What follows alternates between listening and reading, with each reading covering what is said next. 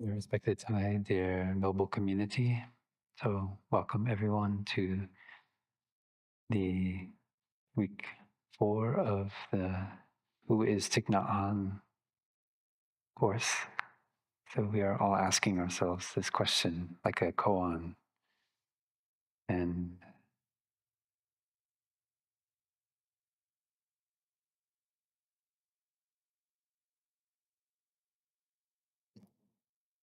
I feel so grateful to be part of a spiritual community that is practicing to be free from any dogma or ideology, to be free from fear. And every day I actively take refuge in this community, take refuge in the Sangha. And when I do that, I feel stable. I feel like I'm not a separate self. And I can die any moment. It's okay. Because my life has meaning. I also sometimes feel sadness and grief, but I know that they are just emotions, and if I don't feed them, then they pass. And one of the aspects of the Buddha that I felt very deeply or intuited, and that's different from when I first started practicing Buddhism. When I first started, I believed that the Buddha doesn't ever have any negative mental formations. He transformed everything. Um, and now I see it differently. I see that the Buddha had those emotions, but he didn't let them invade and take over his mind. He knew how to take care of his grief, take care of his anger. And that is enlightenment. He said, if you know how to suffer, you suffer less. So there's an art of suffering. And when we learn how to take care of that suffering with mindfulness, then wonderful things can happen. New possibilities that we didn't see before. And so I always say that's my favorite practice. It could be I find a new practice that I love even more, but so far I really love just shining the light of mindfulness on my suffering. It's like sometimes it's like a furnace, and there's anger, and there's uh, denial, ignorance. How can that be? How can it be that that happened like that? And I see that emotion, and I say, yes, you are ignorance. I know you. You try to hide yourself. How many of you have seen the Wizard of Oz? I think many of us. So at the end, there's a big Wizard of Oz up on the kind of on the wall, and Dorothy and the Scarecrow and the lion and the Tin Man. They're so terrified of the wizard that they see this giant apparition. But then the dog Toto runs and sees a man behind a curtain, and he pulls the curtain open, and you see the man there with a bunch of levers and pulleys and things, and he's somehow projecting this image of himself, which is very frightening, scary. And I always feel it's really, that's the mind.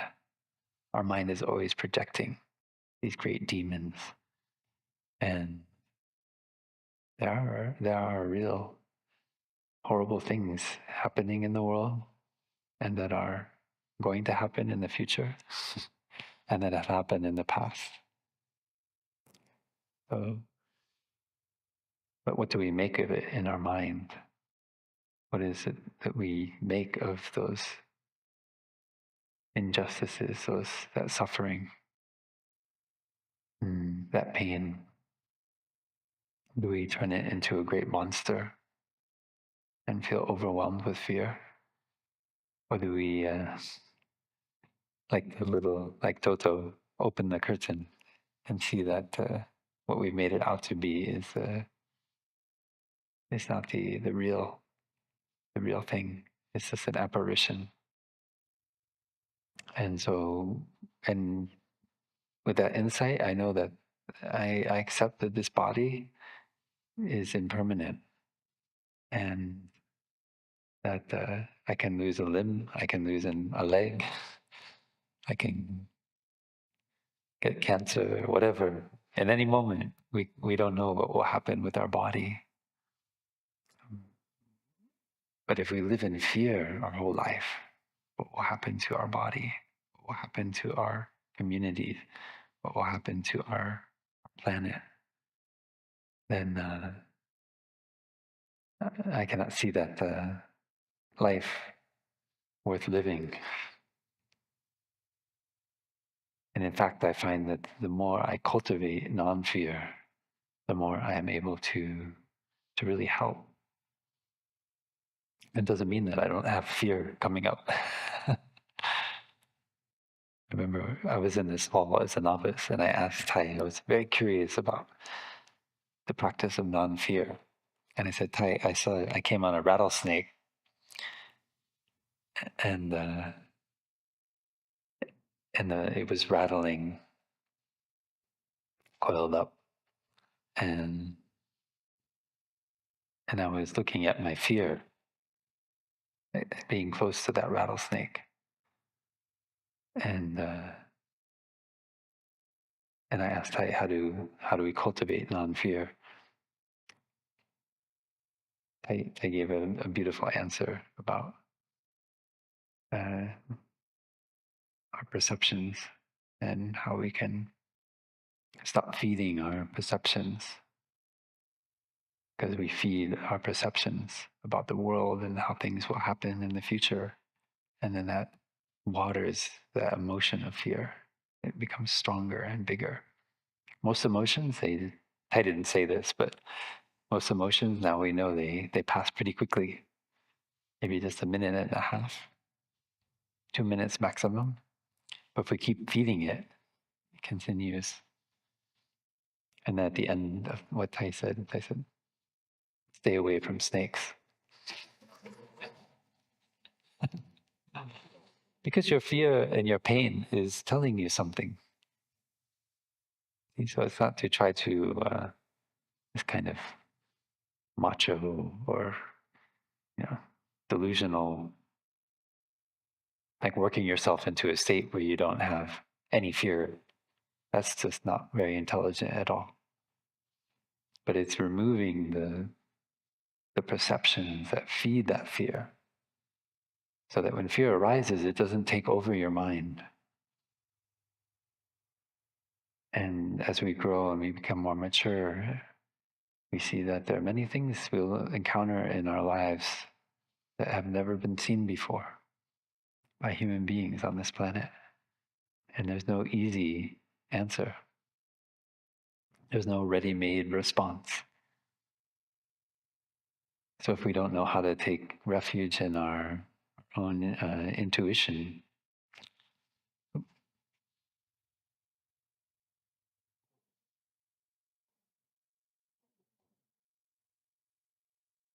if we don't know how to go within ourselves to understand the nature of our fear, we won't know how to deal with those new situations. And we'll want to run away, pull the covers over our heads, blot out the world. And I think we all have experienced that as children and maybe as adults as well.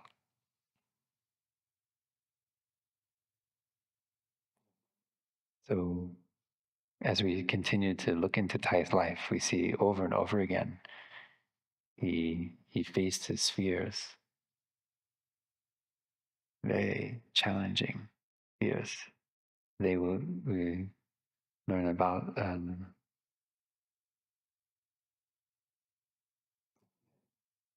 the defeat of the French by the Viet Minh, which led to, and Dien Bien Phu, which led to the Geneva Accords, Vietnam being, at least on paper, cut in half.